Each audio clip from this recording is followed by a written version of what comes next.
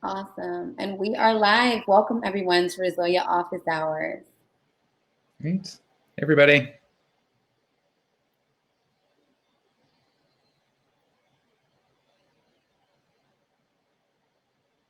So we're so excited to be sitting here today, Resilia Office Hours, in conversation with Mitch Stein, founder and CEO of MPowerUs.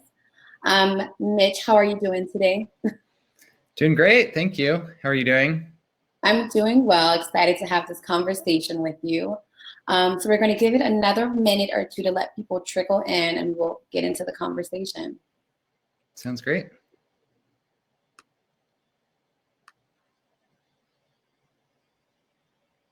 And for all of the attendees out there, thank you so much for attending.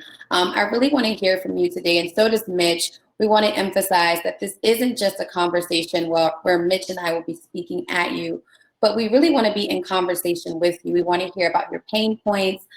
We want to hear the questions that you have around choosing nonprofit technology. So definitely let us know throughout the conversation. We don't have to wait until the end. Let us know throughout the conversation the questions that you might have, because we really want to be in conversation with you and not just speaking at you, you know?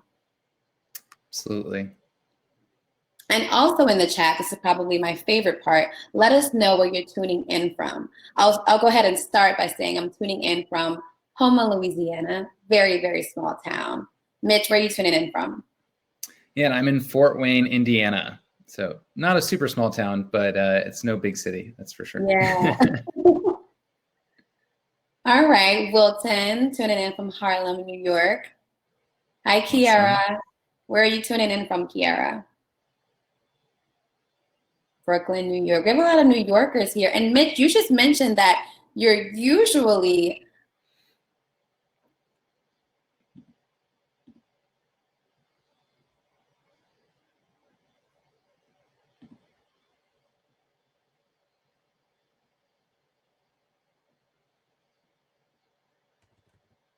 We might have lost the wait for a little bit, so we'll just wait for her to log back in. Sure, no worries. Hey, Wilton. Hey, good to see you. Too.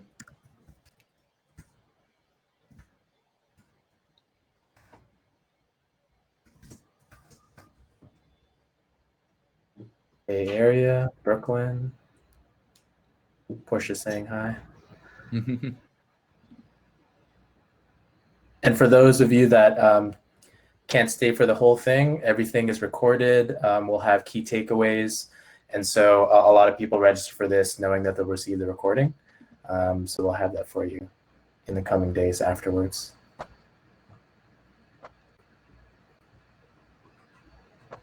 Brooklyn, Danielle, hello. It's Louisiana, Baton Rouge, amazing. Mitch, do you want to start by talking a little bit about your background and the story of MPowerUs and how it came to be? Yeah, absolutely. So, hey, everybody, my name is Mitch Stein. I'm CEO and founder of MPowerUs.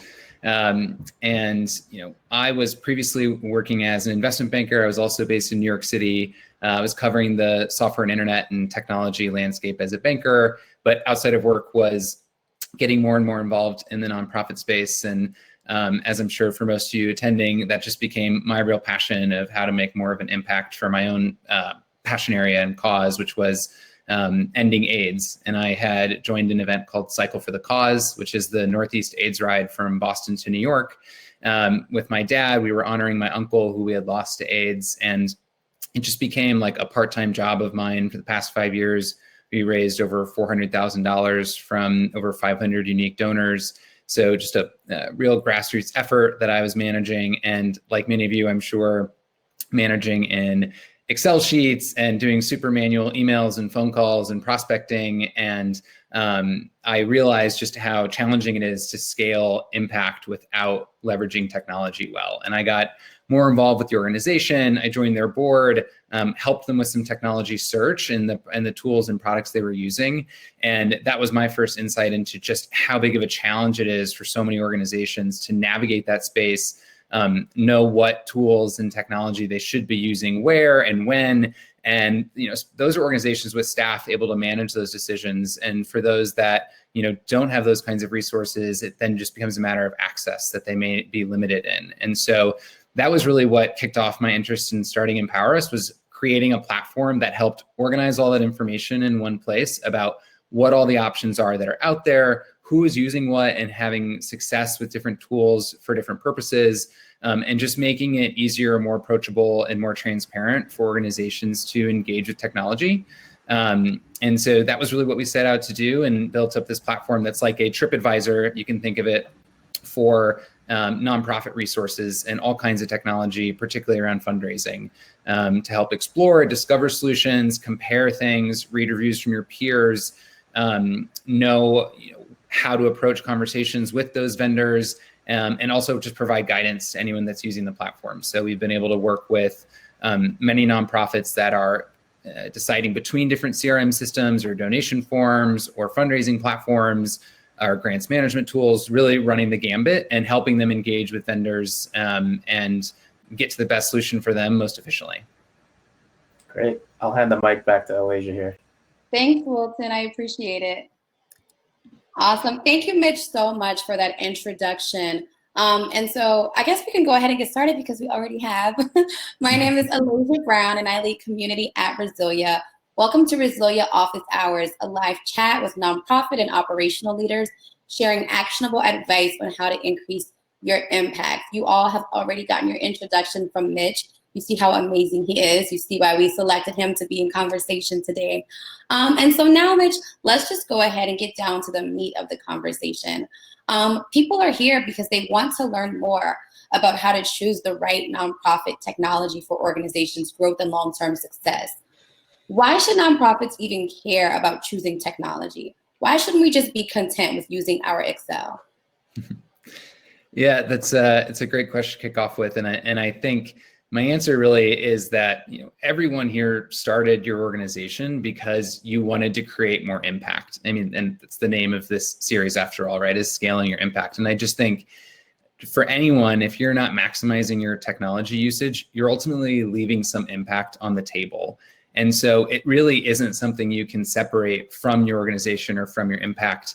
And I think it truly is core. And I think that the issues that come up around it that might prevent people from engaging with technology more, or like you said, getting comfortable with their Excel sheets and think that's going to be fine forever, is it's just a matter of limited time and money and staff. But I really believe that efficiently leveraging technology is the only way to get more leverage out of those limited resources, so that you can grow to have grow out of those limitations and have more resources at your disposal to serve your impact. So I would just say at a high level, it's totally understandable that it can be hard to prioritize or an area of discomfort. You've got a million different things on your plate. And so it can be easy to just stick with your tools that are already in place or something free or readily available, like those spreadsheets. But I would just encourage everyone to really carve out a little bit of time to more intentionally plan around the technology you're using. I mean, in 2020, in a pandemic, it's being fully digital just has to be your goal. And I think that it's just an absolute imperative to best serve your impact, which is what you're here to do. And in terms of like the why or the outcomes that might come from adopting better technology, is I really think that it falls into two buckets. It's efficiency in your mission delivery, and then it's effectiveness in your fundraising. And I frame it that way because I think the more manual your processes are, or the more time you're spending on kind of the operational back office things, that's taking away from your time you can be delivering on your mission as a small staff that's going to have to do both. And on the fundraising side, I would just say the more disparate or disorganized your data and information is, it just makes it harder to be donor-centric, and both in communicating your impact and story and in tracking and maximizing your donor engagement. So in order to maximize your fundraising and your own time, I think technology adoption and understanding what's going to make the most sense for your organization is absolutely critical. Absolutely. And I really want to hear from the attendees on this.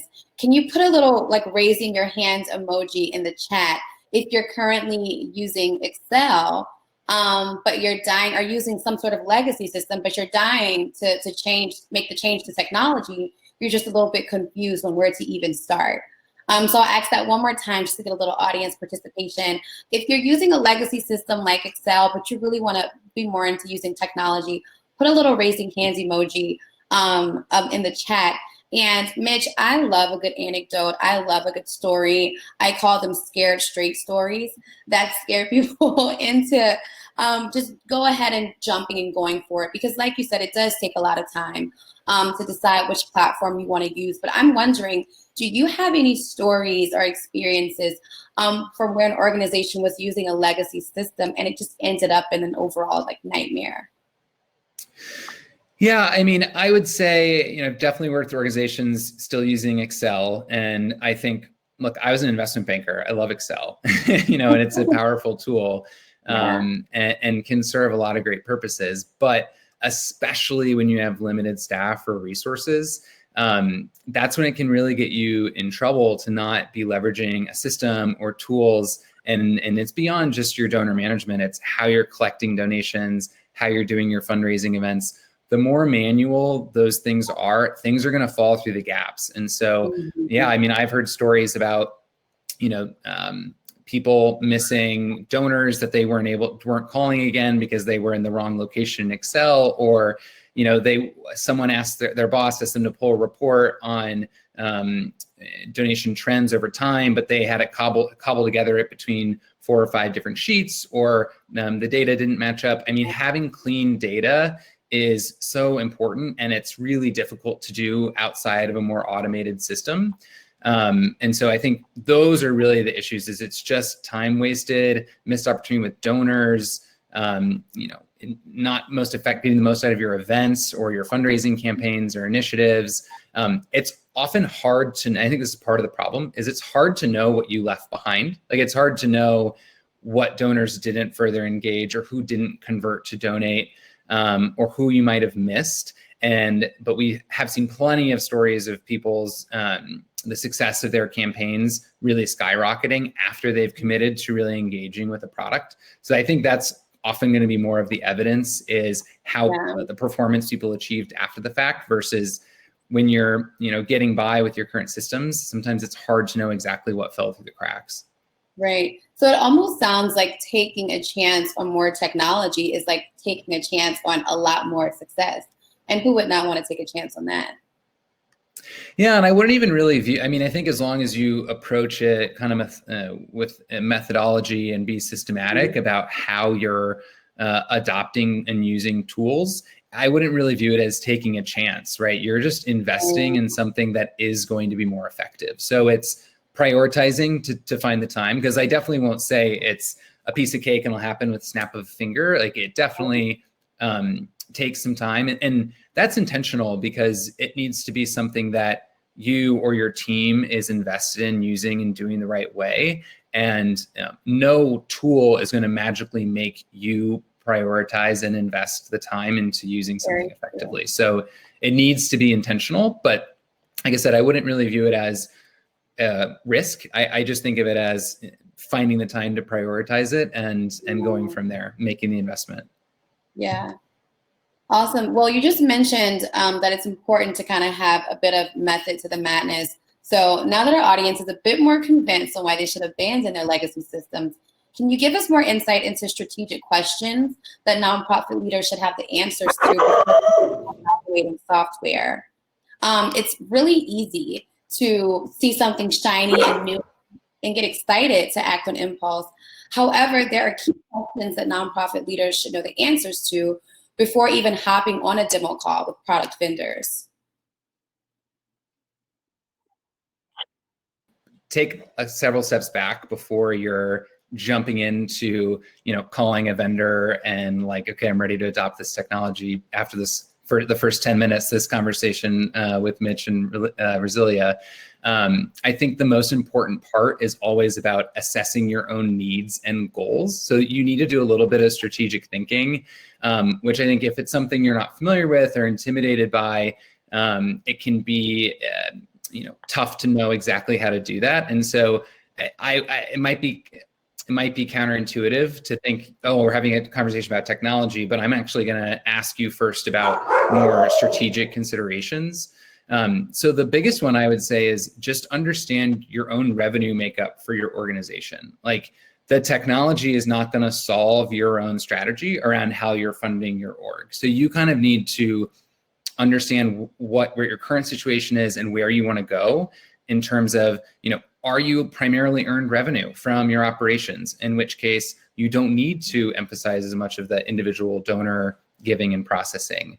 Is there a really small group of donors that are major funders that are supporting your organization, and that's fine. Then, it's a different path for everybody. But I think if look, we have a cause that a lot of people care about, and we want to get thousands of supporters engaged in a small dollar basis, then that's going to dictate how you approach the tech you're using. Or there's a certain demographic, we think this is going to be really popular with young people, so we need to have a strategy that meets them where they are and is active on social. Or maybe you already have a lot of interest from grant makers, and so you're going to be really invested in your own grants applications, which is going to take a lot of good storytelling and assessment of your own impact. So I would just say, first and foremost, understand your own revenue makeup and goals, and that's going to play into how you think about technology. And I would say, once you've established those fundraising needs, it's all about what channels make the most sense for your organization,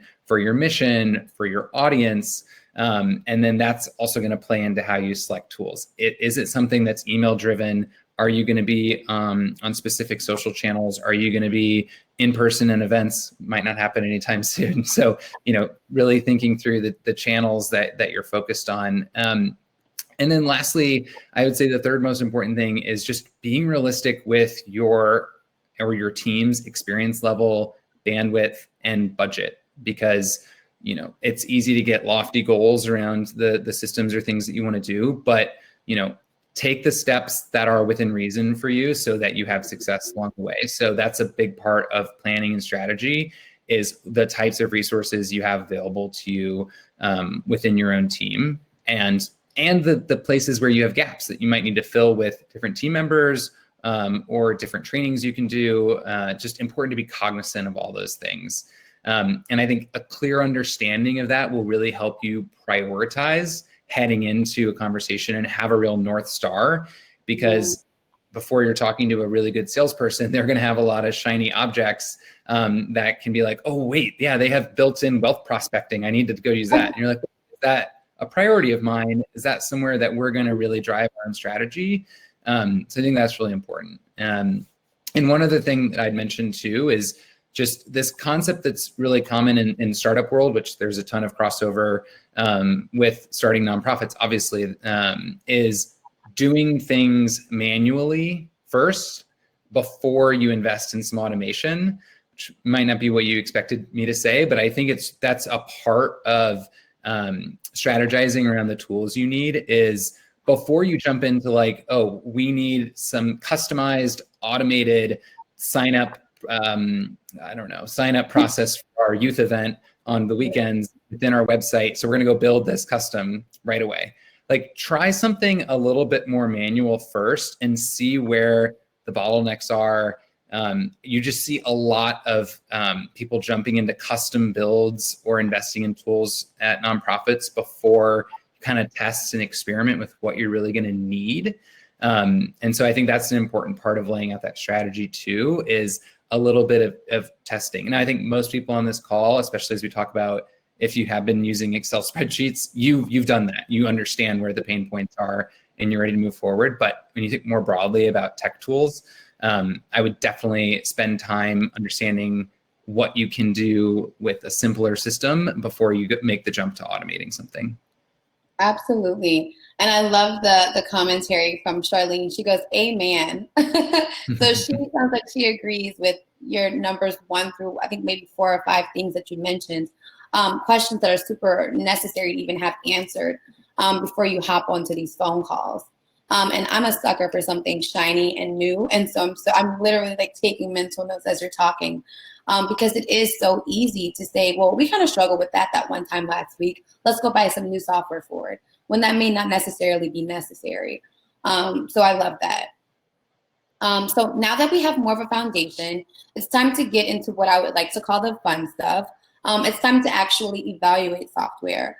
So Mitch, what software categories would you suggest nonprofit leaders choose from when determining where to spend their budget? Because there are so many things. There are tools like Resilia, which I'm absolutely obsessed with.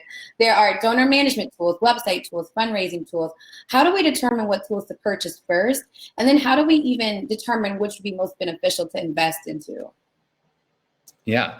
Well, I feel like we could probably do a webinar on probably each of those buckets, but I'll try to scratch the surface a bit on a couple of the big ones. And then, people have follow-up questions on something they're dealing with specifically, happy to jump in more detail. The one thing you brought up that I think is super important and maybe sounds obvious, but is a little underappreciated in this space sometimes is the website. I think more and more, it's clear that is really the storefront of your organization, which, 5 years ago maybe wasn't quite as critical, but now that's where you're meeting your audience, no matter what your audience is. If it's your, folks that are utilizing your services, your donors, people you're advocating for, whoever it is. And so I've found a lot of organizations that they'll pay someone to put up their website and they view that as like they've checked the box and they can move on. I would really encourage people to think about the website as like an ongoing work stream where someone is on your team is kind of responsible or managing that. Absolutely. And I think that's important to appreciate too, to carve out that time and responsibility area. And also back to what we were saying around goals and understanding bandwidth, that should also go into how you set up your website. So if it's just you and you maybe don't have all the technical skills in the world, make sure you're using something that is straightforward and you don't need something custom built and something that you can manage on a day-to-day basis or someone on your team can. So that is kind of the spectrum of how you can manage your core site. And I would also, it's going to be specific to the organization and what your own objectives are. So are you using the site for your programming? Are you using it primarily as a donor engagement and communication tool? Is it really a fundraising funnel? So that goes into your strategy of how you're going to leverage those the different pieces of technology. But I think it's really key on the website to have a clear view of what you're going to do with it, how you're going to be able to manage it. And that's going to dictate where and how you want to host it and how customized you want it to be, depending on the functionality that it needs to have. Yeah, makes sense. So that's kind of on the website side. I would say the next thing to think about, just because it is so foundational, is how you are managing your donors. Some kind of database measure, I would say, is really critical for anyone who's doing individual fundraising.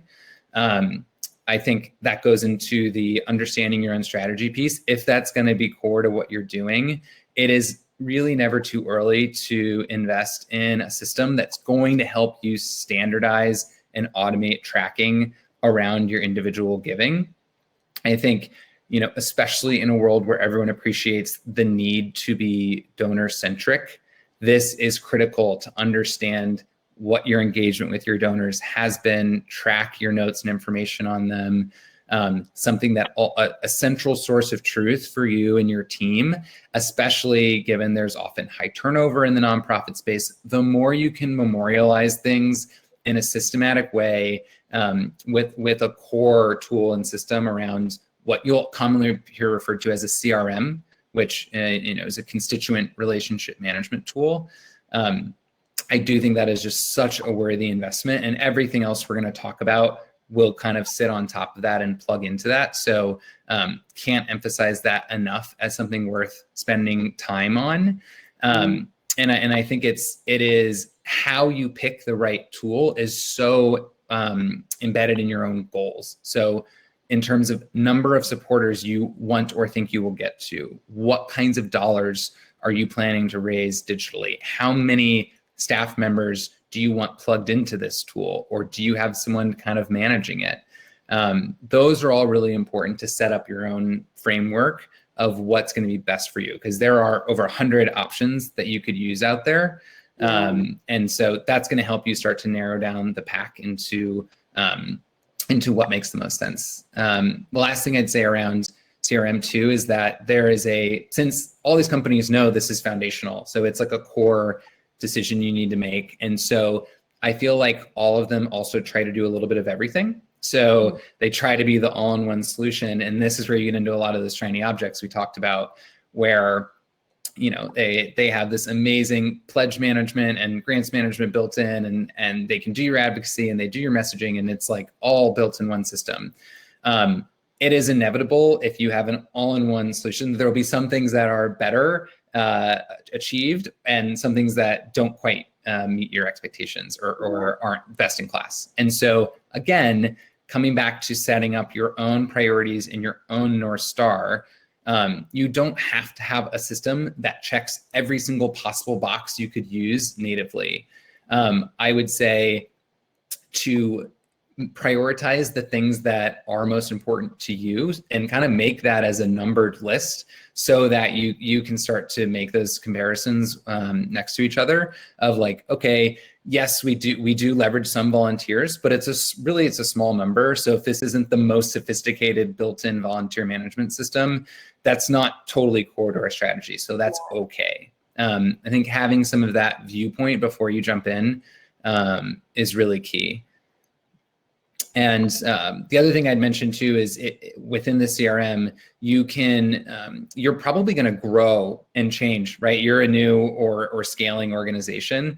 So also understanding like the flexibility the system has, can it plug easily in with some other tools as you kind of expand your fundraising, and having a view forward of like where you want to go in the future. I think that all plays a big part. Two other buckets I would just talk about from the technology perspective are fundraising, which obviously we've mentioned a bunch of times, and donor communications. So these can be a part of those CRMs depending on if they meet your needs or not, or a separate tool. On the fundraising side, I would say it's totally normal for new organizations to do a lot of experimenting, seeing what works, what resonates with their supporters, how they're finding new supporters.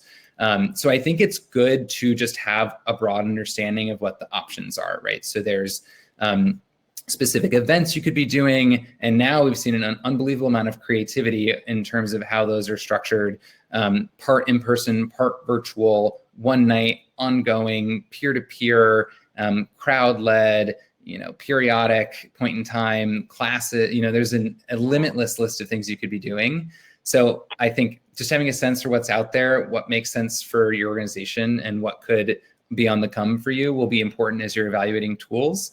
And especially if you have things like specific campaigns, or you want to try out at your own giving day, there is so many options. So having an understanding of the broader opportunity set and kind of where they fall on your own priority list is really key to looking at some of the technology solutions.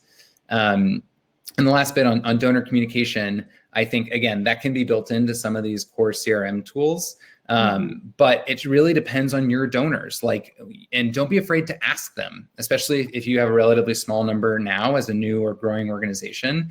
Ask people how they like to engage. Do they like getting the email newsletter? Do they like seeing your things on social? Are they a texting audience? Don't be afraid to experiment and get feedback from them.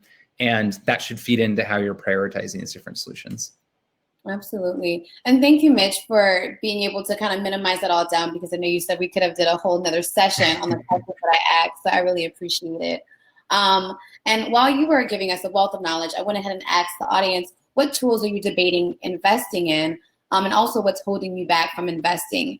Carrie said that she is thinking about investing in scholarship tracking software from application to award, including donor reporting, but the cost is holding her back. And I feel like that's kind of a lot of people's issue, especially when you're starting a new organization. You have to be so aware of how cost will affect everything. So do you have any advice for Carrie around that? Yeah, so I would say cost is always relative to the outcomes, right? And so I would say thinking about an investment in terms of the type of return you're getting back on that. So I would just think, Carrie, about the what your current process is today, how it's limiting, where things fall through the cracks, any ways to quantify that relative to things you could get out of an improved system or an improved tool is really key. And I know sometimes it cannot be, the return calculation isn't totally straightforward, but I think in terms of preparing going into those conversations and evaluating solutions is understanding your own burden and your own cost in other terms today, maybe not dollar costs, but time, opportunities lost, and trying to lay those out is key. And, I would say, beyond that, and finding solutions that aren't as costly or may fall better into your budget is if you start having some of those conversations with providers and you have multiple that you're looking at, and I'd be happy to take this offline too, Carrie, and think about what the options are out there. But oftentimes you can get some movement from the providers and the costs that they're charging, especially if they know that you're looking at other solutions comparable to theirs. So I don't know exactly what the limitation is or how far off it is from your budget, but hopefully those two tips are helpful. Yeah, thanks, Mitch. So once we found an amazing product that we're sure would be beneficial, what happens next? How do we engage with sellers of these products? As someone who has dabbled in purchasing software, I know for a fact that it's easy for a buyer to feel pressured and just made to feel as though an immediate decision is necessary. How do buyers go into these sales calls confidently without feeling like they need to pull their credit card out at the end of the call? Yeah, no, I think it's a big one that we spend a lot of time on, especially with folks at using MPowerUs, is the process of engaging with vendors is really overwhelming and intimidating, and feels very like you're being pressured. So I think something we've talked about already is just making sure that you're getting your top priorities and questions addressed. So preparing for the demo, understanding what you need to get out of the product, and don't let the vendor kind of dictate the entire process and give you their sales pitch that's going to be everything that works really well. So I think that's key, is what we've already talked about around defining your own priorities, and really put them to work to provide answers. Like, try to ask some tough questions, because you're going to learn and see how much of a partner they're going to be for you longer term. So it's more than just getting your question answered. It's also kind of testing the mettle of their system or that company to meet your needs and be that partner, because it's going to be evolving and you don't know everything you're going to need to use that tool for. So I think that's key. A couple other things that I would just highlight to make sure you're asking about that they aren't always totally transparent around. Yeah. How their customer service works. There can be real variability in, like, you can email us and we'll get back to you in 24 hours, or, live chat help, or, you have a dedicated person. Oftentimes there's going to be costs associated with that variability, but you just want to understand that from the outset. If you think you're going to need really readily available ongoing customer service, make sure that falls within your budget before you get too far down the line with that provider. Speaking of budget and pricing, I also think that's worth really drilling in on. There are, as a sales tactic, you're going to try to maybe hide less attractive components of your pricing strategy, and no one likes to be surprised when those things pop up in different places. So I think making sure you're getting a totally transparent view on all the places that there could be charges. And they can be pretty hidden. I mean, if they say, oh, I integrate perfectly with Salesforce or with Constant Contact, ask what that costs. Like, there's kind of a cost to every one of those add-ons and features, and they can really add up. So I've seen people be surprised. Sorry? You shouldn't assume anything is free. Yeah, no, it typically isn't. And then the last piece that I would mention is just around the contract. That's another place that people get hung up on, is make sure that you understand really clearly what is the minimum contract length. Some of these will be like 2 or 3 years, which for a brand new, a company or an organization that's using a CRM or one of these tools for the first time, I really wouldn't recommend something with a long-term contract until you know you're comfortable with it. And so ask about month-to-month options, ask about free trials, ask what the cancellation restrictions are. Those might not be super apparent or upfront, so be sure and dig in on those. And I would just say, make sure you where possible, reference peers, what they're using, either, if you've got access to a community like the folks using Resilia, or just asking around to find someone that's similar to you and use the product. I know at MPowerUs, we do a lot of this connecting different users that are interested in or have used a given product so they can chat with each other about it without it needing to be facilitated by the vendor, because you're typically not going to get the most unbiased viewpoint when they do that. And I would just say, anywhere that we can help, if there's a specific tool, scheduling, I saw scholarship systems, that's what our platform is for, to help lay out the options and look at things side by side. And so we offer free help to kind of help evaluate and manage those things. So don't hesitate to reach out. Absolutely. Awesome. So we are going to head into the audience Q&A. I'm going to ask a question. But while I'm asking the question, I definitely want the audience to drop your questions. Mitch has a wealth of knowledge that he is dying to share with you all. So definitely ask him super specific questions around some pain points that you may be experiencing. I'm going to hop into this last question, and then we're going to go into Q&A. So one more time to the attendees, be sure to drop your questions into the chat.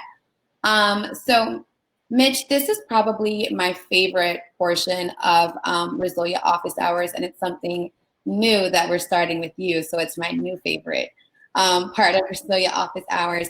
But it's called Departing Words of Wisdom. I think it's so important during this time for people to remain encouraged. And so something that I saw that you wrote was a new mantra that you recently discovered. And the mantra goes, "Don't quit before the miracle." So I know that you've recently discovered this, and I'd really love to hear what it means to you as we close out this office hours. Again, I just think it's so important for people to remain encouraged during this very crazy time. Yeah, no, I love that you brought that up. And, as we were talking about previously, startups and nonprofits, there's so many crossover areas. I mean, especially for the folks attending this call, it's a lot of new or growing organizations. So it means you're trying something new and you're putting yourself out there, and not everything's going to go immediately. I can assure you things aren't going to go completely to plan. And it's just about keeping moving forward, and which you kind of have to do with a bit of blind faith, because if it were obvious that you do X and you're going to get Y, someone probably would have already done it, whether that's a startup or a nonprofit. And you've taken a risk with yourself, with your organization, and so you kind of need to keep believing in your ability to achieve what you're trying with that risk beyond kind of what's immediately obvious or logical. And so, not to say that any of us are expecting a miracle to happen for our own success, but I do think you need to kind of believe in something bigger at play, or something something that could happen just based on your own continuous hard work, without it being a totally linear outcome. Absolutely. Yeah, I love that. I'm definitely going to have to add that to my list of affirmations. Don't quit before the miracle. I'm checking out our Q&A, and I don't see any questions listed. I'm so excited that we are happy that, I should say, that we did them throughout the conversation. And so I'm going to just close out by saying, Mitch, this has been absolutely amazing. And I saw that you mentioned that you're willing to take a lot of these conversations offline. So how can we remain in contact with you post this conversation? Yeah, of course. So, I mean, my email is open to everyone. I can put it in the chat right now, but it's just mitch@empowerus.org. And, some, especially like Carrie, Charlene, Courtney, some of these more specific system questions, if we can help kind of look at some options and help evaluate, more than happy to do that. And that's what we're here for, and what we kind of built the platform around. So would love to see that in action with some of your users and try to be helpful. Yeah, and what's next with MPowerUs? What are you looking forward to? Yeah, so we're about halfway through our pilot period right now, and several other add-ons that we're looking forward to help automate beyond, we've cataloged and organized so many different products and services and described them and taking peer review. But I think the next step for us is connecting more, more educational content that'll help people even know what they should start engaging with. Some quizzes that help land people in the right buckets of tools that make sense for them. Anything we can do that gets people more engaged and excited and less scared about using technology. Those are things that I'm most excited about. Awesome. Well, thank you so much for your time, Mitch. I just want to remind everyone to follow Resilia on Instagram, Twitter, and LinkedIn. We're on Instagram and Twitter at resilia.co. Also, we will be having our next office hours December 3rd, same place, same time, 12 p.m. Central. So again, thank you so much for your time, Mitch. And thank you to all of our attendees for attending. Awesome. Great to see you, everybody. Thanks, Alaysia. All righty. Bye-bye.